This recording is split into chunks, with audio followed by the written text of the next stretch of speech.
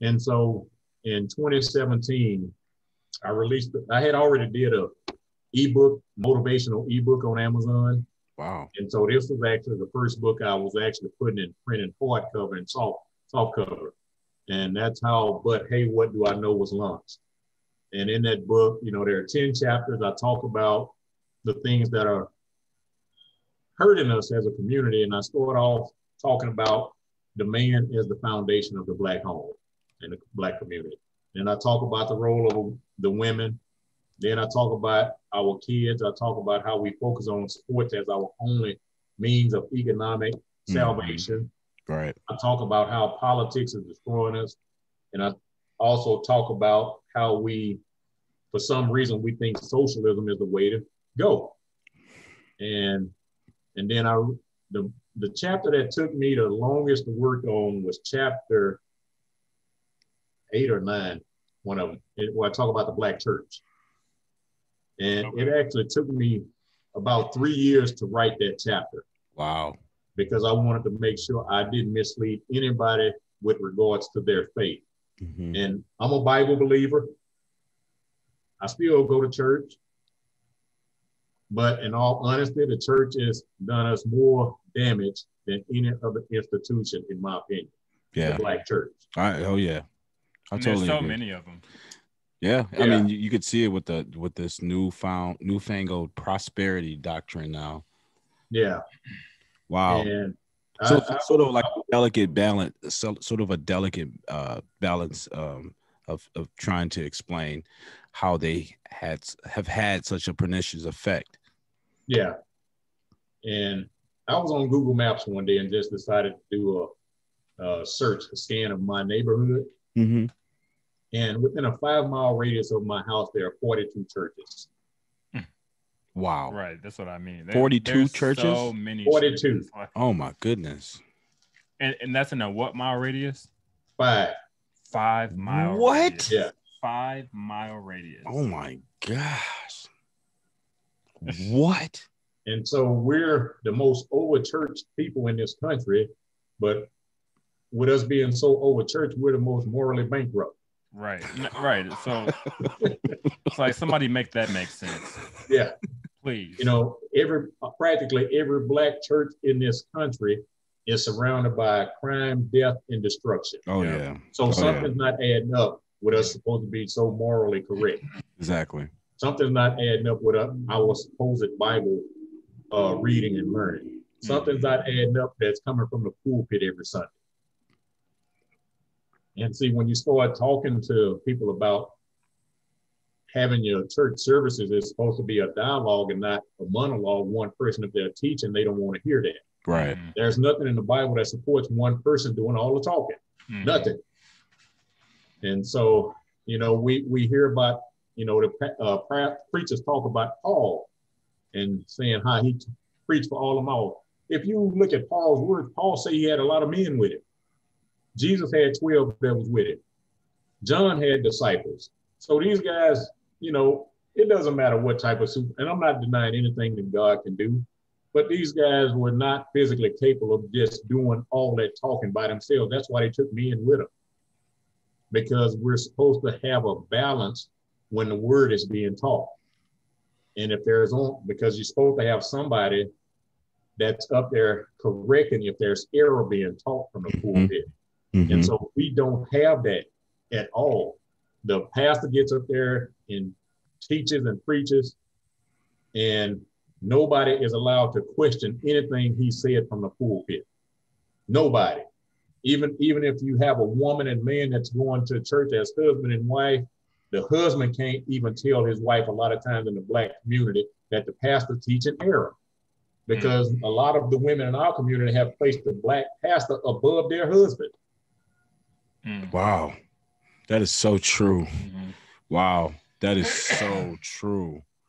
So why do you think that the Black man has fallen into this docile role and sort of just allowed all this to happen? Like, where do you think that the Black man fell short? Well, I'm not going to say it was the Black man, because Black man is not going to get all the responsibility for that. all of this started on a downward trajectory with the civil rights movement and the Great Society, because the government came in, they were already paying black men less wages than they were paying the white men. And the government came in because if you go and if you study some of Thomas Sowell's teachings, he talks about how the black family before the civil rights movement and Great Society came into being, that in the black family, in over 80% of the homes, you had the mother and father in the house. Intact, yep. Yeah, intact. Yep. And once we got the civil rights movement, it was like in the Great Society, it was almost like, here we go, we've arrived. So I talk in the book about the Great Society, the civil rights movement, and the feminist movement. Feminazi. and how, same thing. The Bible says a triple braided cord is hard to break. Mm-hmm. So we got all three of those things that went on in the 60s. And so you got the civil rights movement, we're fighting for social justice.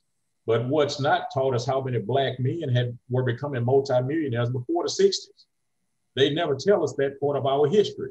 Mm-hmm. And how many black men and women had reached that multi-million-dollar insurance roundtable because they were doing so much business.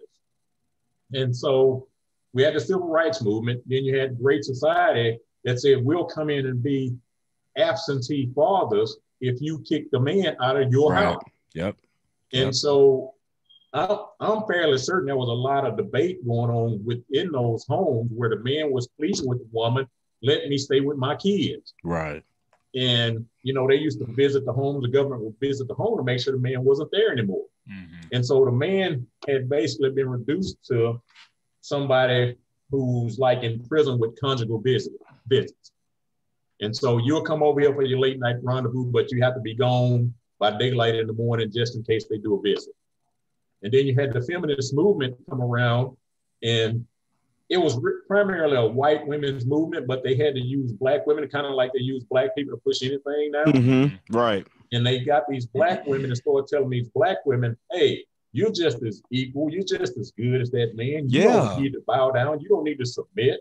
Yeah, because as good, you can be the head of your own castle. I never understood how the black woman aligned with the feminist movement when black men had never subjugated their women. Never.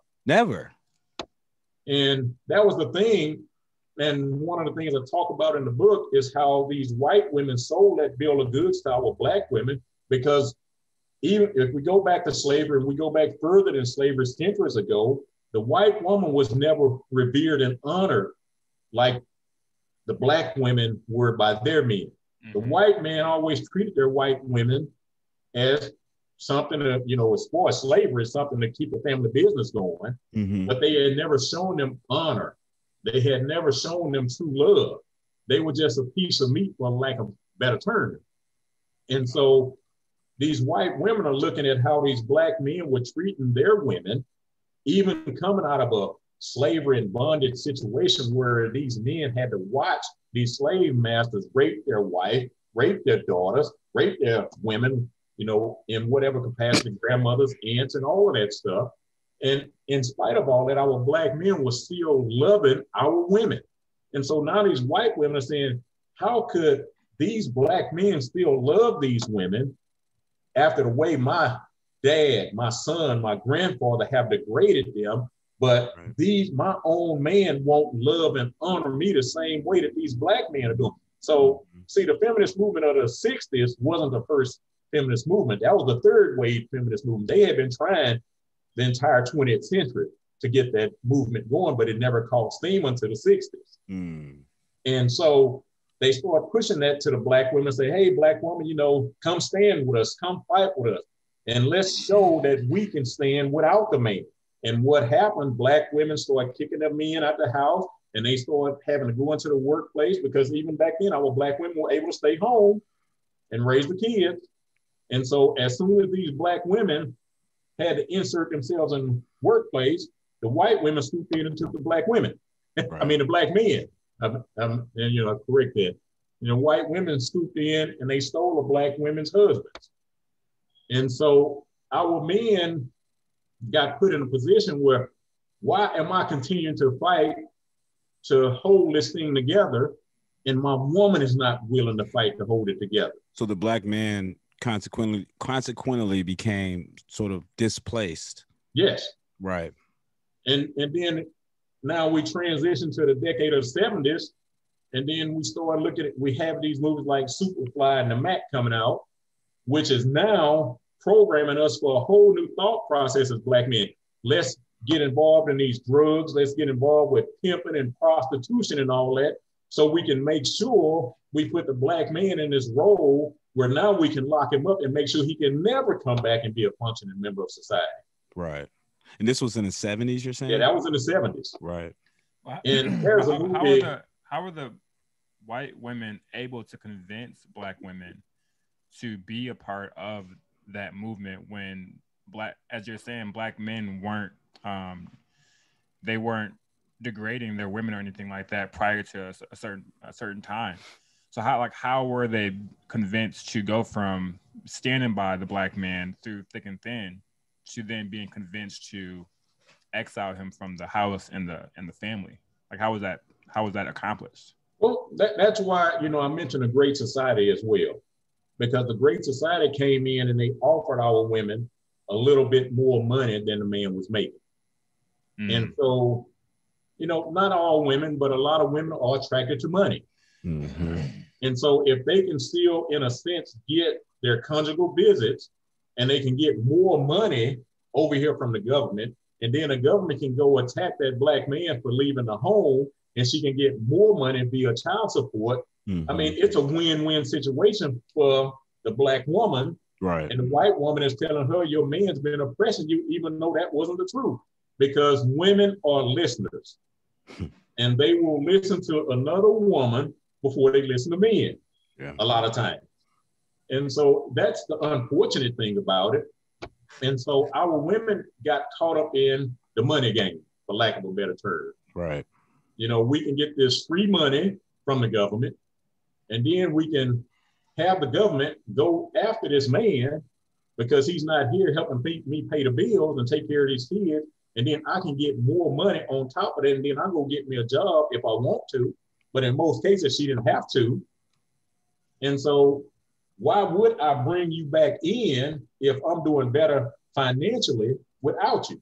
Mm-hmm. Right. Right. And so not realizing the destruction to the family wasn't financial. It was moral. Right. Absolutely. Absolutely. And so that's where the breakdown came. And now we have, for decades, we've had a lot of people talking about the black father, the black man is a deadbeat. Well, there's a book called Two Nations, and I can't think of the guy's name that wrote it. He's a white guy that wrote it. And he said, if you study the statistics, more white men are deadbeat fathers than black men. And this is a white guy that wrote this book. It's called Two Nations. But the media keeps pushing this narrative that the black man is the true deadbeat. And they don't give us anything, and our women talk about black men won't step up the plate, but black men are not going to step up the plate and just accept anything. Right. And I saw a young lady post something the other day on social media and said how she can't understand how young men can be raised in a household with single mothers, and these same young boys grow up to disrespect women. And I just typed in, I said, well, the answer is real simple, and I just left the post. I wasn't going to sit there and debate with them because I saw all these women who are all single agreeing with her. And the bottom line is the reason these young men grew up disrespected and not wanting to honor women is because they watched the behavior of their mother. Right. Mm-hmm. And so I'm sure there's a lot of resentment there, you know what I mean? Of course. From childhood. And then you got to think about the mother having to play so many different roles, which, adds to that resentment through the years, it's an unbalanced household. It's a broken home for a reason. So that imbalance creates all kind of destruction, and trauma in the family. And so, yeah, I mean, when you have a mother raising, the son, the daughter, the family, and working and trying to nurture an XYZ, she's not built for that, not to do it by herself. And so, not to put her down, but even as hard as she's going to try to do it, there's going to be some failure on many occasions. And sometimes, or, there's a percentage of times that failure results in damage, trauma, which then breeds resentment from the children. To me, that can kick out a lot of reasoning as to why Black men have the kind of relationship with Black women that they do today, whether it be following them when they shouldn't be, or resenting them in a way that shows that, they have traumas that they haven't dealt with from childhood. Yeah, and and that, going back to the feminist movement, if you look at what happened, our women got separated from the men. A lot of white women moved in and took those men, but those same white women that were promoting the feminist movement never left their husbands. And so our women, that's ironic. Yeah. So our women are placed in a role where they're trying to, like you just mentioned, Dylan, trying to play dual roles. They're trying to be mother and father, and they're not designed to be that. They're designed to have a feminine role. They're designed to have a nurturing role. They're not designed to have to go out and mentally deal with men in the workplace on a regular basis, because now they have to develop masculine characteristics. Exactly. And then they got to come home and try to change hats. Yeah, and then they want to come home and try to be feminine. Right. But you've been fighting in a masculine dominated society all day, and you come home, and because they've had to take on this role, tried to take on this role as mother and father, they have a problem when they find a decent man who's willing to be a provider, who's willing to be a loving husband in their life, but they have a problem with the word submission. Oh yeah. Oh yeah. So that's taboo. Yeah, because they've been doing it by themselves for so long that they don't understand how to come under proper headship. Right. And so they keep battling, thinking the problem is the man. And the man, and y'all are men. We only gonna deal with certain behaviors for so long before we move on. That's just the way we're made. Absolutely. And so we'll sit there and we'll try to work with you for a while, and after a while we're gonna move on because I'm tired of dealing with you. Exactly. I'm gonna move on to somebody that I think is gonna work with me and help me accomplish my visions, my dreams, and my goals. I'm not gonna stay here with you in your bitterness. Right. I was just telling my buddy Dylan the other day that it was an interesting stat that I just read. 51% of Black males are single and childless. Middle age. Single and childless, and 80% of marriages. 80% of marriages ended. Excuse me. 80% of marriages are ending in divorce or filed by women. Yeah. I've heard. Gotta mute somebody. Not sure who that is. All right. Already tapping on some shit. Already they click on. Hold up. Okay, there we go. Sorry about that. Is that Glover? Yeah. You can hear us, Myran, still, right? Yeah, I still hear you. All right. Okay. We're gonna actually segue into the first question here. All great information, Myran. We got to get you back on this show because you're blowing me away right now. All right. So go ahead, Dylan. Take it away. So the first question we have written down here is why is there such an emphasis being placed on racism today? Like more now than, I won't say ever, but in recent history. Well, as far as racism is concerned, in my opinion, and I always like to say my opinions are very honest, but in my opinion, I believe racism right now today is a misdirection play. Because whenever we have a sense of oneness with other races and cultures in this country, or we're unifying to do something together, take 911, for example, how the country unified. Color didn't matter, skin didn't matter, background, profession, career, none of that stuff mattered because we were unifying against a perceived outside enemy. Mm-hmm. But how long did that last?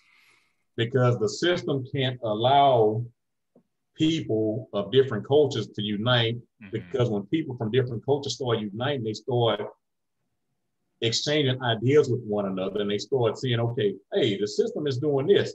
So the system throws racism, the racism card out there, and whites just as much as blacks are battling the same enemy who sits behind the scenes fanning the flames of racism, and that's the system. And when we really start understanding who controls the system, it'll make a lot more sense. So if the system style of racism doesn't work initially, we'll get an incident where a black person gets shot by a white person or a cop, because the system is going to do whatever it takes to achieve the desired results of division. Because when you're divided, you can't stand together, you can't unify. Right. So is racism a problem? Oh, sure it is. But I don't think it's as prevalent as we're led to believe. Racism was thrown around so much under Donald Trump that the word was mentioned by a black person every time they wanted to demonize it. Hey, now I'll admit the guy's brash and he might be crude, right, but I have to say, we are the most hypocritical people in this country because we said we wanted to vote a racist out of the office, and then we ran to the polls and voted for the most racist person of black people to ever run for president, this LBJ. Oh my gosh, yeah. Because he's a Democrat. They don't believe Biden is racist. No, they don't believe it at all. Because he was the right-hand man of Obama. Like nobody, they just won't. Even though he's said but some he of the just most he's overtly said some of the most racist, more racist things than Trump has ever said, and I still haven't been able to pinpoint a racist thing that Trump said towards black people to really make them feel like he's racist. But whatever. But Biden has said blatantly some racist things towards black people that you would think that the black people of today would hear and be like, okay, no, that's not cool. If you don't vote for, but he just gets the pass. You ain't black. Yeah, he told, and I'm sure you're aware of this, but he told Charlemagne the God, or whatever his name is, that if you don't vote for Joe Biden, you ain't black. Yeah, well, I actually have a video on the channel called "Joe Biden, the most benevolent racist ever," or something like that. Man, like, oh yeah. Biden is just Could you imagine if Trump had said that in his when he was running for president or while he was president to be reelected? See, in my view, Biden is like just he's like the smiling face that covers. He's the smiling face in front of the radical agenda. Yeah, like that's what he is. He's like the harmless, senile, doddering old man to prevent everybody from seeing what's actually really taking place behind the curtains. Yeah. So, yeah, okay. Well, that I think that should suffice. So let's move on to the second question here. So, okay.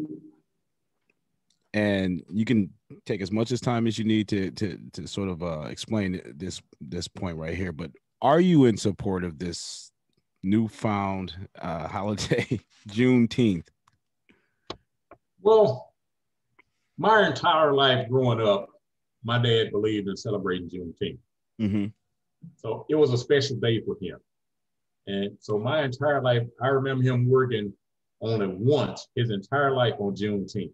And he worked for the city of Houston for 32 years.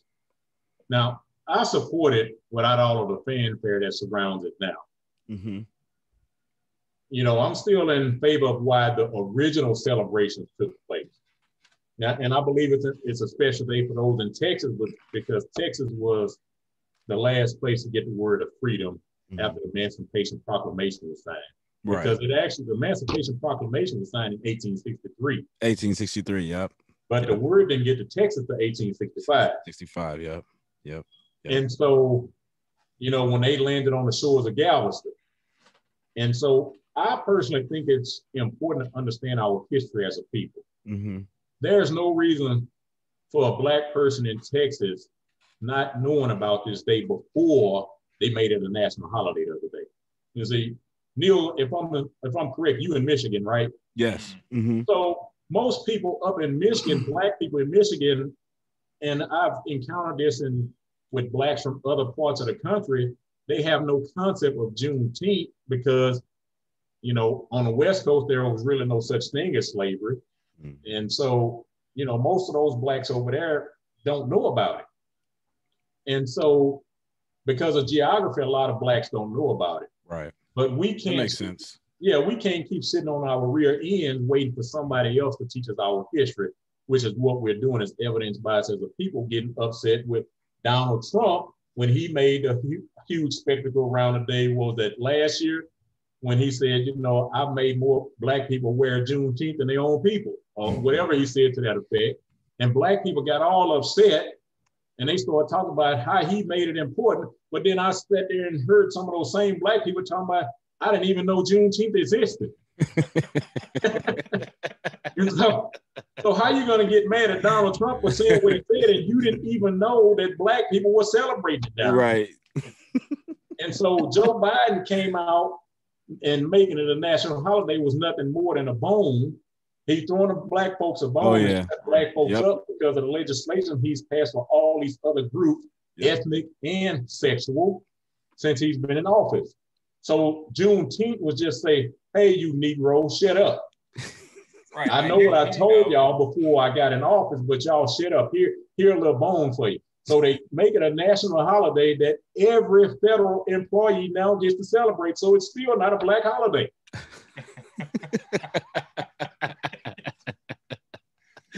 That is so true. So, you know, we always talking about we don't have anything for ourselves, but Joe Biden made it national holiday. So every federal employee gets a day off and they get paid for it now. Mm-hmm. Wow. Yeah. Yeah, I mean, that is true. I didn't honestly, I didn't know much about the holiday. I had to study up on it myself. And yeah, I mean, I see nothing wrong. Whoa. You all right? Yeah. Uh-oh.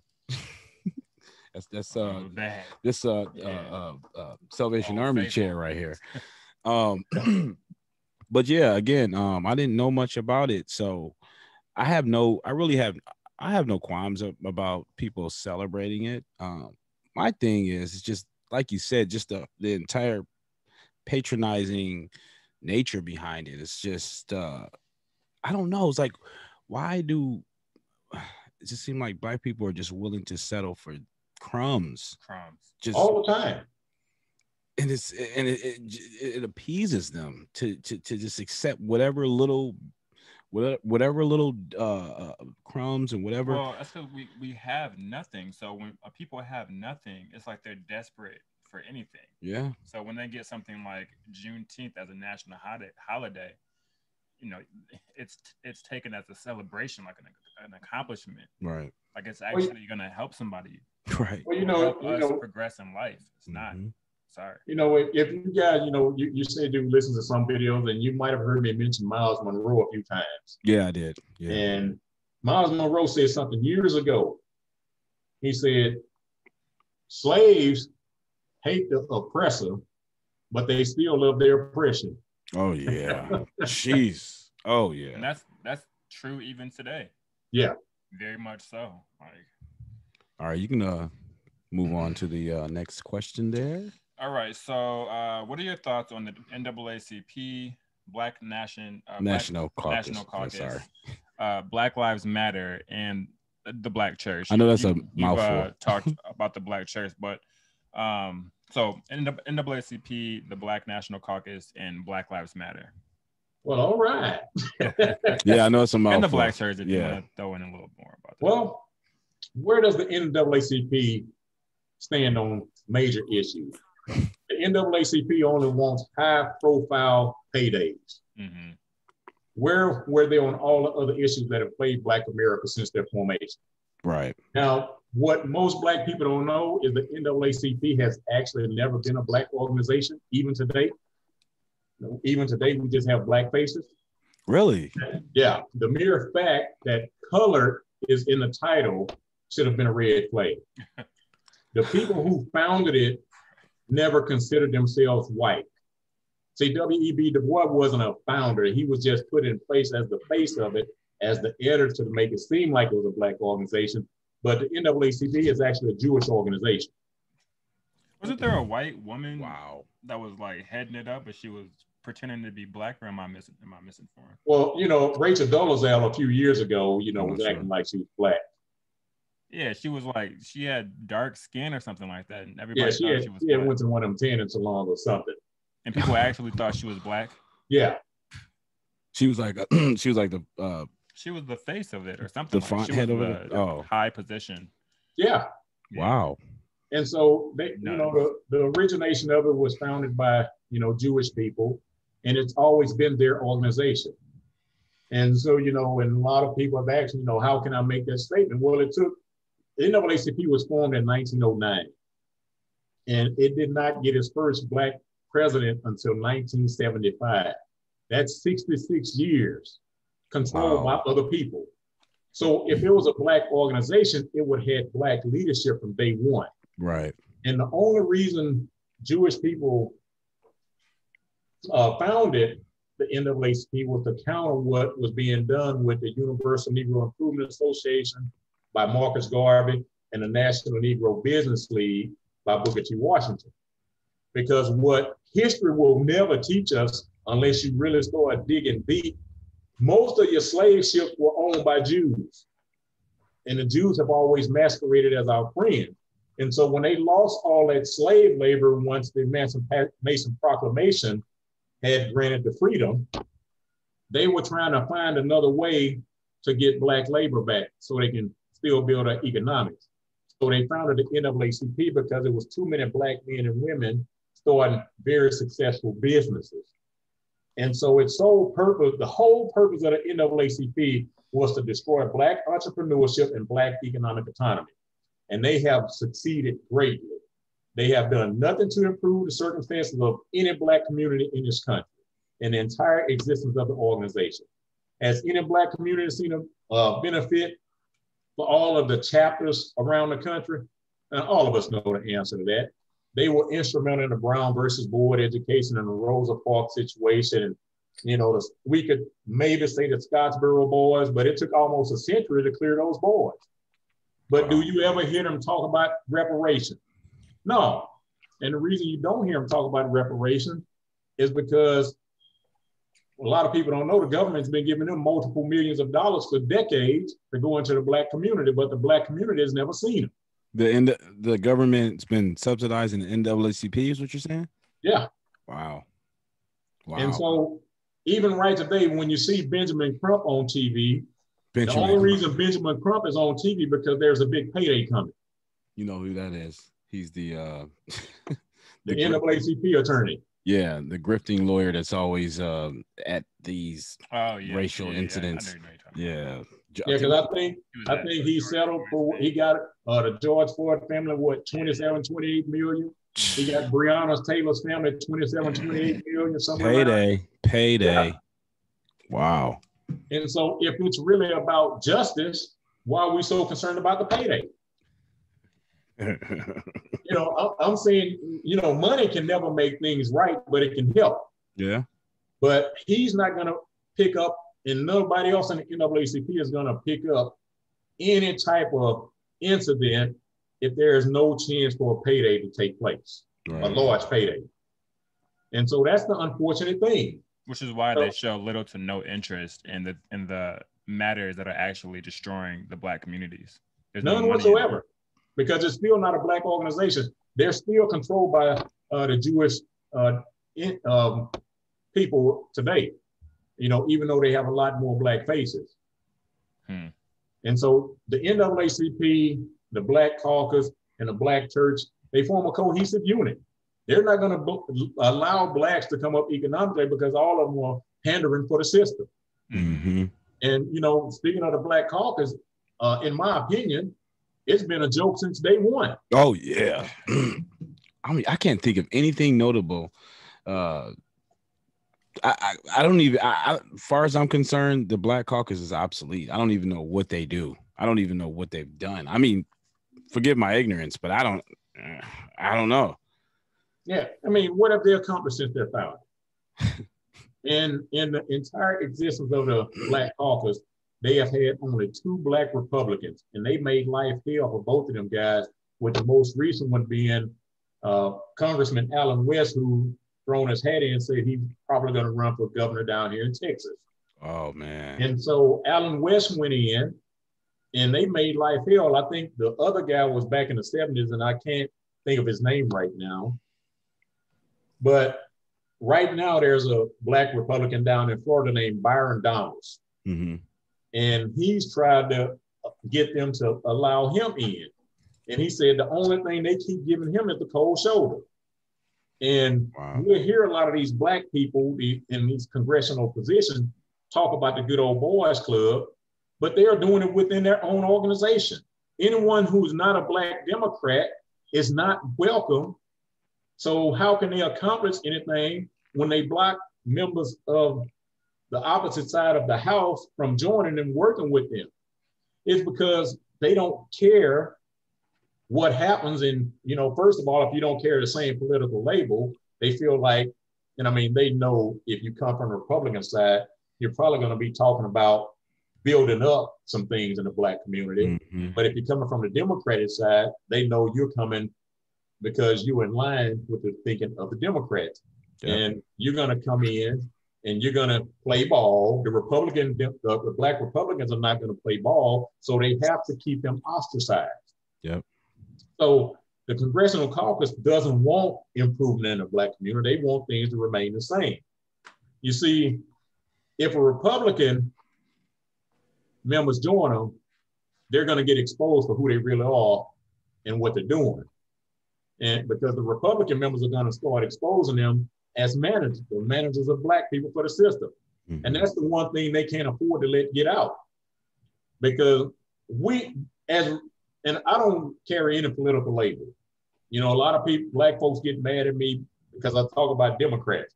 And they say, well, I don't hear you talk about Republicans as much. I say, well, stop voting for Democrats and we can talk about both of them together. Right. My point exactly. And so they want us to believe they're working on our behalf.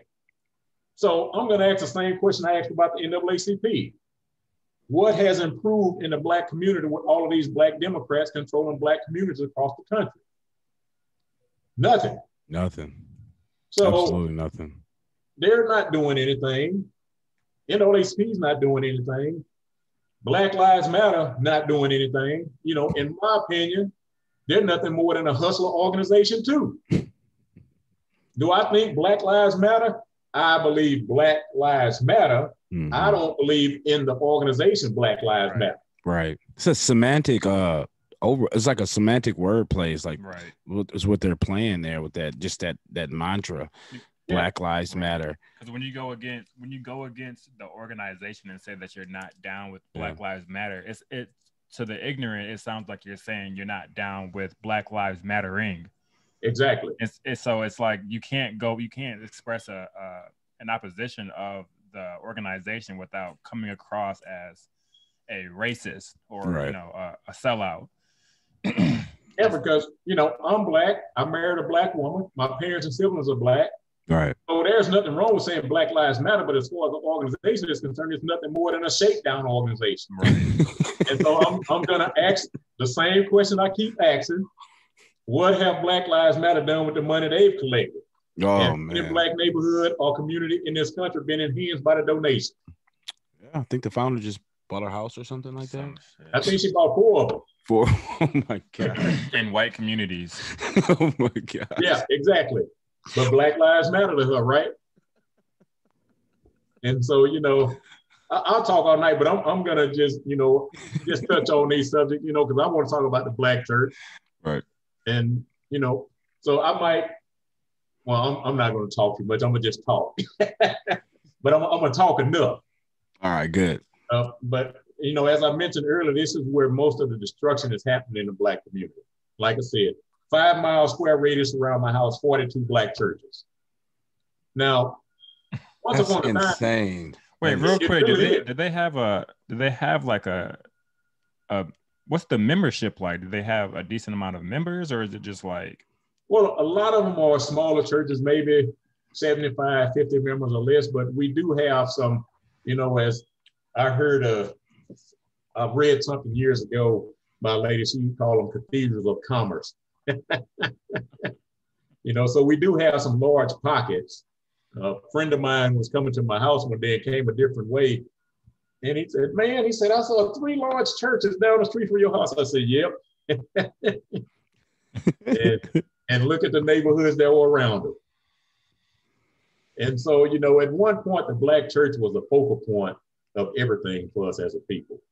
You know, it was a place that slaves gathered and they made plans for the future, made plans to escape.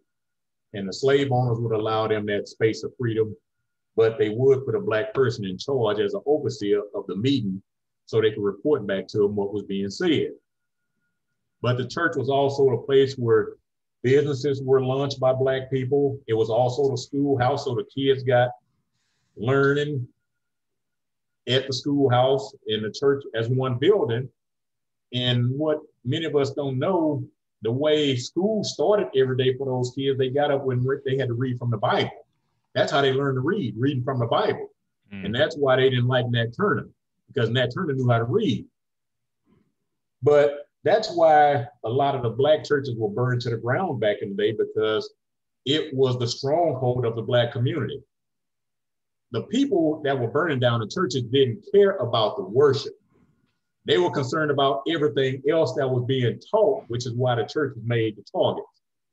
But in my opinion, today, the Black church has lost its salt. You know, the Bible says we're to be the salt of the earth, but the Black church has lost its savor, in my opinion. Now, there are a few pockets, I've seen a few pockets around the country that are actually working to improve the communities around them. But as a whole, the Black church is useless, in my opinion. And down here in Houston, a lot of people have complained about what Joel Osteen didn't do for the city of Houston in a time of need at Lakewood Church. But how many Black churches open their doors and help in that same time of need? The Black church does nothing in the neighborhood they sit in, nothing at all. They do, you know, the back to school drives, they do the Thanksgiving and Christmas turkey handout. But if we think about it, is the church paying for that stuff?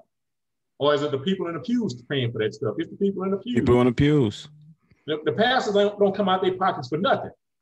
So the Black church does nothing in the neighborhood, but they always have plenty of money to go around for other pastors to come in and fleece their flocks on Sunday, Thursday night, Friday night, Saturday, Sunday afternoon. And then they can hold an annual pastor and wife appreciation services. And what did the Bible tell us? The Bible said the thing we're supposed to be doing as believers is to care for the homeless and the hungry and the widowed and the poor. Right. When was the last time a Black pastor told his congregation that he and his wife are donating a love offering to someone in need? Pastors need a job or a business. They shouldn't be sitting there leeching off the people who are already struggling. We're struggling as a people, and these Black pastors are sitting there leeching off the people that are struggling. Just grifters. Yeah. Yep. And so these pastors need to find them a way to develop income instead of sitting there leeching off the church. No shame. No shame at all. And that's why I said earlier, we're the most over-churched people in this country, and we have high crime in the immediate vicinity of every church house in this country. It doesn't equate. And the old R&B singer Prince had a song called "Something in the Water Does Not Compute." And so here I go again. I'm going to ask the same question that I keep asking. Has the president of the Black church and the Black pastors made life in the Black community better than offering a momentary feeling? I'm gonna give you that a thumbs down. All right. Let's move on to the next. Mean, you know, we get that 2 or 3 hour emotional high, and as soon as we leave, we go right back into our sin willingly. Exactly. Well, even then, I mean, I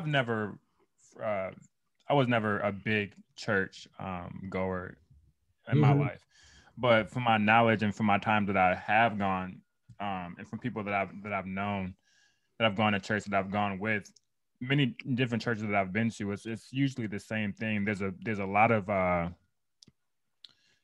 politics that goes on in the church as far as rank and whatnot. A lot of gossip, a lot of drama. And then, like you said, people go there, they get their high, but that high, it's like it's not the high. I don't know. I can't speak for everybody, but from what I've seen, the high is not. It's not always like the high of worship.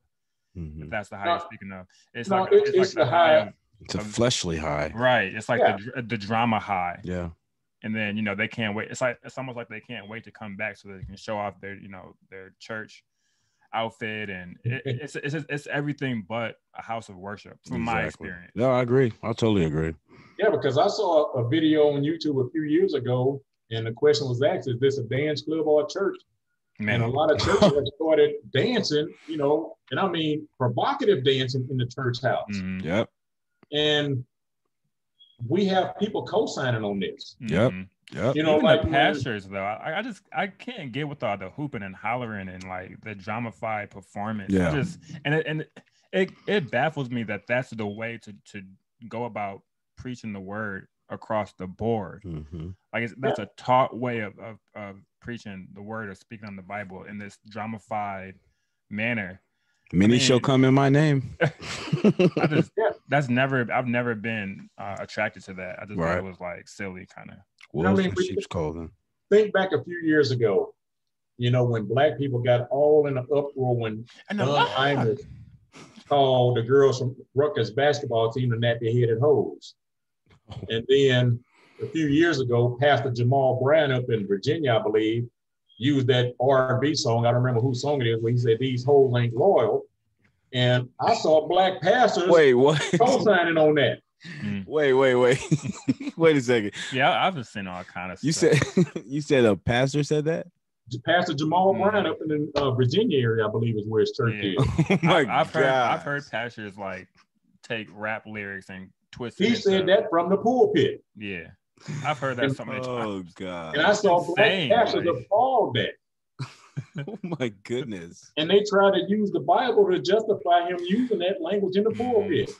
The Bible doesn't say hoes; it says whoremongers. Right. There's a difference. Oh my God! Jesus, Lord, take the wheel. It's like, no. All right, Myra. We're gonna swing on to this next question here. Okay. It's maybe a bit rhetorical in the sense that we kind of touched on it, but nonetheless, which is more of a threat to Black America today? This idea of systemic racism or the destruction of the family and the lack of moral character? Okay, well, you know what? We can touch on that again because, I'll delve into some different aspects of racism from a systemic standpoint. Okay. So is there systemic racism in this country? Yes, it is. It's all across the world. It still operates. How can I say that? In the entire existence of the Forbes Fortune 500, we have had only 16 Black CEOs. We see it every day within the white companies we work for. We see others get promotions, and we know we are deserving. We know we've worked harder. We know we put in lots more energy, but for some strange reason, all of our efforts are never good enough for the system. This is one of the main reasons I've stressed Black entrepreneurship and Black economic autonomy. We have had too many Judases in our race that have worked on behalf of the system to derail our progress. So although we have systemic racism, we have too much hate from other Blacks who don't do much to advance the race, especially if they've received an education from a predominantly white university. And so when a train is moving at a great rate speed, it takes a while for something to slow it down. Mm-hmm. But if you alter the track before the train gets started on its journey, it's going to take a while to repair the track to start your journey. And that's what's been happening for years. The system won't give Blacks loans as willingly as they do other cultures. So yes, systemic racism is an issue. So I'm going to agree that the system plays a part in our destruction, and I will never disagree with anyone on that. However, I learned years ago, don't say but, because it negates the first thing. So however, we must fix our own homes first. If every problem we have in our community in America and around the world is caused 100% by whites, then that means only white people can fix it. How's that going to work out for us? They can't fix the moral issues in our communities. They can't fix the absentee fathers. the high out of wedlock birth rate, the amount of money we spend on liquor, the black on black crime wave, the selling of drugs to one another, the blatant disrespect of elders coming out of our houses with head rags and pajamas on, and a multitude of broken homes due to the irresponsible sexual behavior, which produces children all over the country that have to grow up in foster care, homes with only a mother acting as a mother and father, or blended families with a step parent doesn't show the same love to the other person's child or children, even though they say they're going to love them the same way. Right. None of those things I just mentioned are caused by systemic racism. Oh, we'll claim all day long that the system is responsible for our behavior. And I've heard it many times. How does the system make us have children at will? If you're going to do it, at least protect yourself. Mm-hmm. Yeah, liquor companies might put a liquor store on every corner in the Black community, but who said you have to go and support it? Exactly. Does the system make us have children before getting married? It's been proven that children born in a two-parent home have less of a chance growing up in poverty. Nobody's putting a gun to your head and forcing you to have Right. sex with that girl. And nobody's Exactly. stopping Black people from getting married, Exactly.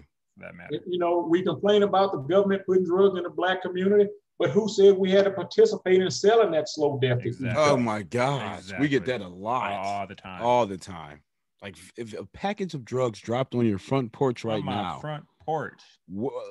what's forcing you to sell that to your neighborhood, to your community? Exactly. What force is that that's forcing you to go out there and just destroy your own community? Like, Yeah. I don't understand that. If anything, the glorification of selling drugs has done way more damage than the fact that the drugs were put in the community in the first place. Yeah. Because Exactly. like I said, nobody forced them to do anything, but once you glorify it and influence, the youth listeners for decades to listening to this music where they glorify being a D-boy and whatnot, that's influenced more people to sell the drugs than the drugs being just being Randomly, dropped off right, there exactly. Yeah. in the first place. So Yeah, and I mean, even talking about that slow death, is systemic racism the cause of us shooting each other because we're not going to let another brother diss us, or we want to show how hard we are? right. Yeah, when you get caught, you're going to be hard, all right, doing hard time. Right. And the message that we need to get out about something like that is when one brother shoots another brother, that takes two Black men out of the community who can function Exactly. as providers and protectors. But because we have so many young men being raised by women, and I'm not putting women down, Right. but when our young men are raised by women only, they only know how to respond to conflict emotionally. Mm-hmm. Exactly. And they're not going to respond like The hammer girls on the do. nail. Catfight, they're going to pull out a gun and shoot each other. Exactly. The hammer on the nail with that one. Yeah. Yeah. So, we don't, systemic racism doesn't make us disrespect people. Even if people are rude and everything to you, that shouldn't change your character and integrity. Right. And so we see a lot of our youth disrespect their elders, they disrespect adults, they disrespect people in authoritative positions. I remember some years ago, back in 1999, I was going to work in Gulfport, Mississippi, and I had a young man in the car with me. And I got pulled over by a state trooper, Texas state trooper, because the car right in front of me slammed on their brakes right when we passed the state trooper. Mm-hmm. And so when we passed the trooper, I was too close on it. And so I got pulled over, and it was obvious that the state trooper was younger than I was. And I addressed him the entire time as sir. And so he didn't write me a ticket. He just let me go. And, he said, I know what happened. He said, but I still have to do my job and pull you over. And I said, okay, I don't have a problem with that. But the entire time I addressed him as sir. And when we drove off, the young man in the car asked me why I addressed him as sir. And it was obvious he was younger than me. And I told him, I said, because he's in a position of authority. And even today, I still address men as sir and ladies as ma'am, even if they're younger than me. Mm-hmm. Sister, another issue that's really, my wife will tell you, this issue right here burns me up like nothing else. Systemic racism doesn't make us throw trash out of our car windows and dirt trash of our neighborhoods. Right. Right. That's a moral issue. Right. So until we address these moral issues and get unified, that's the key, unified as individuals first, and then because we have to work on ourselves first, that's the only way we can improve our families.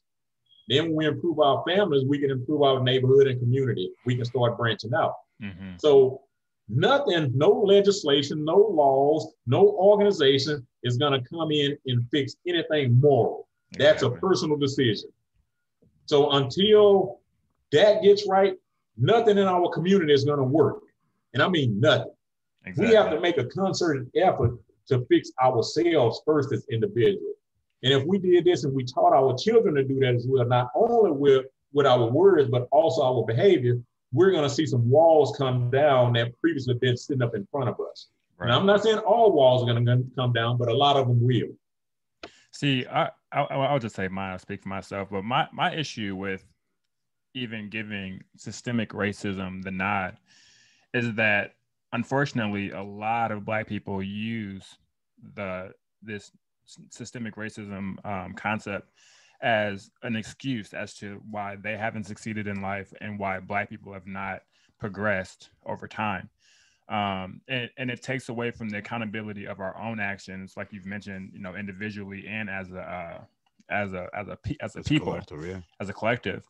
And we've talked to people from different walks of life, different areas, and we could probably put together a collage of people just, using, what the white man did, through systemic racism at this time and that time, and then using that to justify behaviors of today. Mm-hmm. And like you said, I mean, it doesn't take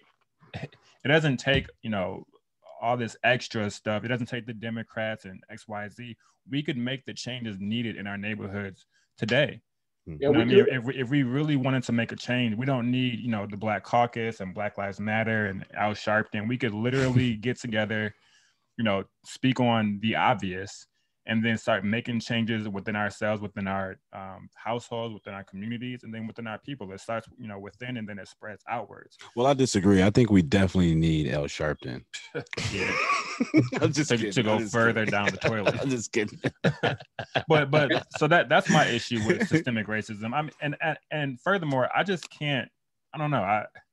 I can't really pinpoint what systemic racism is stopping Black people from accomplishing today as a whole. I mean, are there people out there, white people or whatever, that might not like Black people? Sure.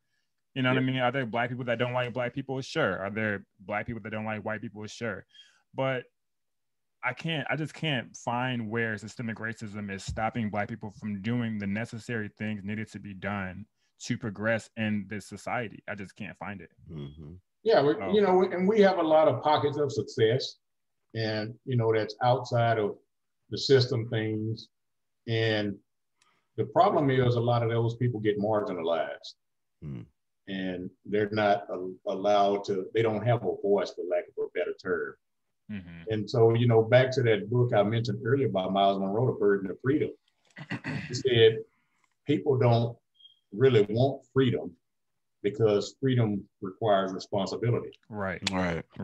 And that right there, man, I'm telling you, it's a traumatizing realization. That really could be it right there. Like, because I think a lot of people know, and Black people know, that if they were given this opportunity, if we did start, like you said, coming together and doing these things and XYZ, that would take a lot of work. It would take a lot of responsibility, accountability. It would take a separation from this mentality of dependency on the same government or group of people that you call racist, which doesn't make any sense, because a lot of Black people are dependent on the government, unfortunately. Yeah, and then they then turn around and call the government racist, but you don't want to put in the work to be independent from this group of people that you claim are oppressing you. So that the work aspect that would come from that would come as from taking the responsibility of yourself and your actions and your family and XYZ. I think people are for sure shying away from that. Mm-hmm. Yeah, because I've had people tell me over the years that it seemed like all I do is complain when I talk about the issue, and when I start talking about the solutions, they don't want to hear them. Because I've said several times, we can show us how to empower ourselves as a community, regardless of your income level. Right. And if we could just learn to work together, whatever your income level is, we could show you we could create a fund where all of us could donate based on income level. And we have several people that's watching the money to make sure nobody dips their hand in. And then we can collectively take those dollars and do more as individual neighborhoods and every other Black entity available. Wow. Yeah. And so when I start talking about that, then I say, well, I don't want to give any money. I just want to do something. Well, no, it just doesn't work that way. Right. No. And everybody knows that except for the people saying that. I mean, like, it takes money to get things done. And like, money isn't everything, obviously, but to get things done, you know, certain things, it takes money. It takes a collective front, you know, even when it comes to business, when it comes to movements, X, Y, Z, like it's called business. And that's why your Black politicians don't listen to you, because we have no money. We have no economic power. Yeah, no economic power. And I said, if we could collectively put some money behind our words and actions, I guarantee our Black politicians will start listening. And I tell Black people, I said, if we get some collective economics, I said, I guarantee you change the way you vote. No, you're right. That cultural capital. I mean, the Jews have it, Asians. They can go to their relatives, to their family lineage, and extract those funds and, you know, acquire these inheritances and all that. We don't have that cultural capital. And that's why I did that video. I mean, and without that, it's like you're not going to get a seat at the table if you don't have cultural capital or economics. I mean, and I mean, and who are we? It's almost like we want white people to put us at the table. Yeah. Like, please, it just doesn't make sense to me. Like, we have to put ourselves at the table for the world to respect us. That's how it is. The Jews had to do it. The Asians had to do it. Whites had to do it. You have to do what you have to do to put yourself at the table. Nobody's going to put you at the table. And so if you don't want to put in the work to get yourself at a seat at the table, then don't. But then don't complain about not being at the table, and don't blame other people for not being there. You know, I'll acknowledge that, you know, the history of Black Americans and whatnot is a darker history. It's not anything to smile on. Well, you know, there's a movie for that matter. I mean, a lot of different races have histories. You know, I mean, I watched a documentary not too long ago about this is kind of beside the subject, but I watched a documentary not too long ago on Netflix about the history of Japan. Okay. And they were talking about the samurai days and how, you know, feudal Japan and just, I can't remember all the details, but they were just talking about how Japan came to be and how you know, they had wars with China and XYZ. So, you know, but the whole documentary was pretty dark. A lot of people were dying. A lot of people were slaughtered. It's all about conquest, conquest. But Japan, you know, Japan has a history, is my point. And, you know, so you can either Japan, you know, or the Japanese can either hold on to the dark side of that history and let that bring them down as a people, as a nation, or they can recognize that, you know, we have a history, things have happened, but they have now moved forward as a people and they're, to my knowledge, thriving. So my point is, you know, Black Americans we have a history. We were once slaves. We were brought here as slaves, and then XYZ occurred. But the fact that we're holding on to it as tightly as we are with anger, I think that's what's one of the main contributors as to what's holding us back, because we won't let go of, we won't just look at it for what it is, history. It's something that happened. And you know, if you're either going to stay stuck there and living in the past and angry and bitter about it, which is going to, you know, hold you down, or you're going to recognize it for what it is and then, you know, become stronger off of it and move forward as a people. But when you talk to Black people today, they're still so angry about history. And, you know, and then I think the reason that takes place is because it gets reinforced in the schools on a regular basis.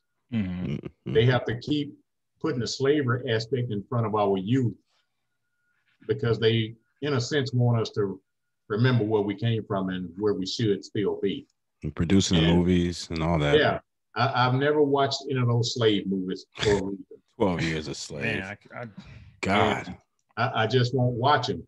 And I'm of the mindset that we shouldn't even teach our kids anything about slavery until they're last year middle school or first year high school. Right, when they can handle it. Ready to receive it. Right. Because they're, we learned about this stuff when I was in elementary school. And that's all I thought our history was slavery and civil rights. Right. That's all I knew. Yeah. That's all we were taught. Yep. And as I studied more and more, I started understanding we have a rich history, but they're trying to keep that hidden from us. And, you had two guys in the 50s and 60s, multimillionaires, a guy named S.B. Fuller, multimillionaire, owned several businesses, employed thousands of people. And you had another guy named A.G. Gaston, multimillionaire. And they kept arguing every year about which black man was the wealthiest. And these guys were employing blacks and whites. And we were never taught that in school. We were never taught about Reggie Miller. Is it Reggie Miller? Not Reggie Miller. Why Should White Guys Have All the Fun is the name of the book. I can't think of Reginald Lewis. But he was the first person ever in this country of any color to complete $1 billion business buyout. And we were never taught that in school. Of course, when he did that, I was out of school or close to it, but we're not being taught those things. We might get a pocket of Madam C.J. Walker's wealth, but we didn't learn about her mentor, Miss Malone, who was richer than her. And she was so rich in the 1920s that every HBCU that was in existence, Miss Malone would pay tuition for one boy and one girl full ride every year. Damn. That's just how much money she had. And we had almost 100 HBCUs at that time. And she was paying tuition for 2 students to attend every HBCU in this country every year. Wow. And guess what happened?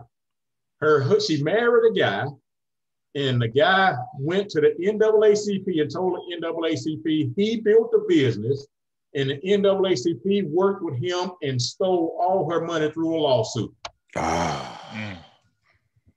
I got to read up on that. Wow. That is treacherous.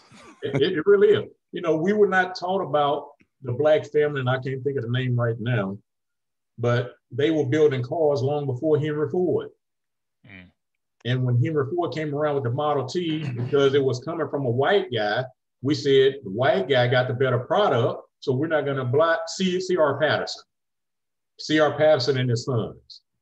And so when everybody started going to get Henry Ford's Model T, they stopped buying the cars from the black family, and they started buying Henry Ford's cars. So they had to transition and start building buses. And so we still deal with that today because we believe white products bought from white people are better than products bought from black people.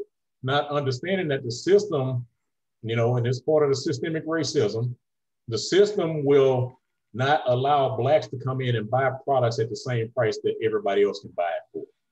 And so the black people end up having to price their products a lot higher than competitors in order to stay in business because they had to pay a higher price for it. And the whole premise behind that is to make sure that black business can't succeed. See, we don't understand when these foreigners come in and open these establishments in the black community, the government allows them 5 years tax-free so they can establish their businesses and get a foothold in the black community so we can't build there. Right. It's calculated. It's all premeditated. Yeah. Wow. All right. All right. We are down to the last question here. It's sort of a fringe topic. Okay. But if you don't mind, can you speak briefly about the Blacks Eugenics program? Because I know you made a video sort of diving into that a little bit, and whether or not it's still being implemented and put in practice today. Well, this is a big one. But, I know.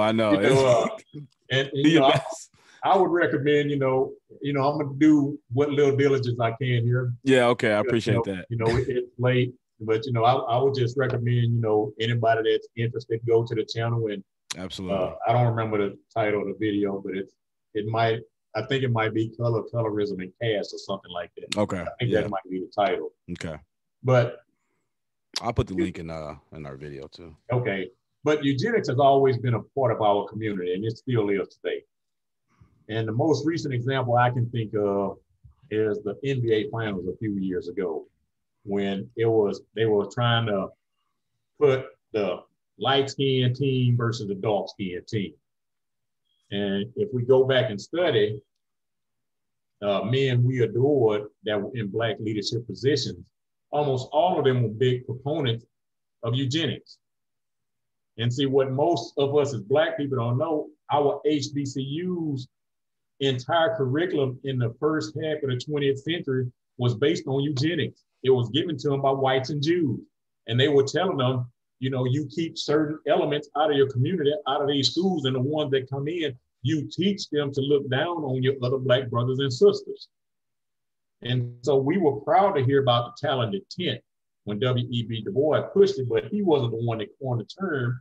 It was a guy named William Story, I believe, that coined the term the talented tent, and he pushed it on W.E.B. Du Bois, and W.E.B. Du Bois ran with it. But the talented tent was nothing more than a eugenics-based group of people who thought they were actually the cream of the crop of the Black community, and the rest of Black America were low-level individuals. Wow. And we also don't know all of your fraternities and sororities at these universities are also part of the eugenics movement, male and female. And so they started out as eugenics-based organizations. And as much as I promote Booker T. Washington on my channel, the thing that saddened me the most about Booker T. Washington was finding out he was a proponent of eugenics. Oh. Now, I know, you know, most people don't realize that HBCUs used to require Black students to submit a photo of themselves with their application. And the reason being was if that potential student was too dark, the application would be thrown in the trash automatically. And that student would be automatically rejected because they were too dark to represent the race. See, they felt that if you had any trace of white blood in your system, you were of the mulatto class, you were considered the better Black person. Oh yeah, Thomas Sowell talked about that. And so, yeah. Wow, that's what we were dealing with. And so-called Black leadership was even telling Black families, they were actually holding conferences in the early 20th century, telling Black families that they didn't consider it intelligent enough, that they needed to get sterilized so they wouldn't be able to produce more imbecile children, according to them. And so those Black folks felt, like I said, that the lighter skinned Black folks were, like I said, more accepting to white America. And that's the whole thing, premise behind the eugenics movement. Wow. They want to come across as more accepting to white America. All right. Yeah, I'm going to definitely put the link to that specific video because it was very insightful when I listened to the entire thing. It was very insightful. Myran, thank you for coming on to the show. Do you have any final thoughts? Anything you want to promote? Well, you know, I want to thank you guys for, you know, finding me first and foremost. And, you know, and I talked about the book. The name of the book is But Hey, What Do I Know? You can get it at Amazon and Barnes & Noble. If you want it personally autographed by me, you can email me at myronjones@gmail.com. The price is $20 plus the small shipping fee. Okay. And we can get that out of the mail immediately, you know, if you want it. Absolutely. But like I said, But Hey, What Do I Know? It's got a few ratings on Amazon. I think it's like 12 ratings or something on there, but I think they're all 5 stars. Nice. I don't know all the people that's on there. I know a few, but I don't know all the people that bought the book. I think some of the people bought it might have, you know, been recommended by my mentor. I don't know, but I never met them. And, you know, like I said, I upload. It's an amazing feat. I mean, yeah, I upload to my YouTube channel every 2 weeks. You know, back when, you know, October, November, December of last year, I was doing a video a week. And like I mentioned earlier, I released 2 videos on one day. I told you about one of them already, Joe Biden, the most benevolent racist. And the other video I released that day was Donald Trump, the most what was Donald Trump? It was a Donald Trump video, but I talked about how he did so many beneficial things to the Black community, but he gets labeled as the racist. Right. And so I go in and I cite a lot of examples on that video of things Donald Trump have did for Black people. Even Jesse Jackson, when Jesse Jackson was struggling with the Rainbow Coalition. And he gave Jesse money, and he told Jesse, he said, get your business up and running, don't ever worry about paying me back. And then you look at how Jesse Jackson has treated him in recent years. All turned their backs. Yeah. Exactly. Wow. And so, he's the one, he donated money to get Al Sharpton's organization started when he was in high school. Yeah, they were all friends. Everyone. Well, I mean, we all know that Trump was never even called a racist, even though he's been in the eye of the public since forever. Yeah. He was never looked at or called a racist until he became president. So, to my knowledge. I do have a few T-shirts with the title of the book, but hey, what do I know? And they run about $20 a piece, depending on your size. Nice. So, nice. Those are available as well. And I forgot who recommended I do that. I think it might have been one of my buddies on here tonight. He might have been the one who told me I needed some T-shirts. Yeah, get the merch. Gotta get I had never thought about it, and I did it on a whim off of his recommendation. You got to get the merch. Right. Yeah. Well, again, man, we are honored to have you. Much appreciated. Very, very much appreciated. I mean, your time is valuable. We appreciate you giving us that time. And thank you for inviting all the lovely folks to listen. Appreciate that as well. Much love. Like I said, I appreciate you guys having me. Yes, sir. Until next time, I will. I'm gonna download this and I'm gonna send it to your email.